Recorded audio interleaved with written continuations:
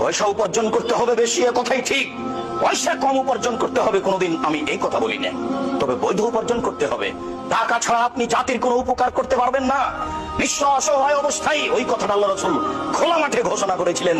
তিনি খোলা মাঠে বলেছিলেন 450 কিলোমিটার দূরে, 600 কিলোমিটার দূরে যেতে হবে। তাবুকের যুদ্ধে কে কি করতে পারে, কে দান করতে পারে। সেদিন ওমর রাদিয়াল্লাহু তাআলা আনহু বলেছিলেন, আজকে আবু বকর সিদ্দিককে পরাজয় করে দেব। এই কথা তিনি নিজে বলেছিলেন, আজ আমি দানে আবু বকর সিদ্দিককে পরাজয় করে দেব, আমার অর্থ সম্পদের অর্ধেক দান করব। ওমর, কি করতে চাও?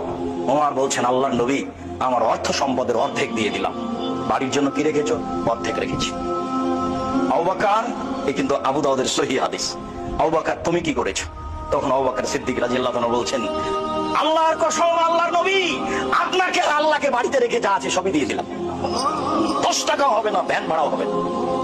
কিন্তু তিনি যা বলেছেন, কিয়ামত পর্যন্ত তার কথাকে ডিঙ্গিয়ে কেউ যেতে পারবে না।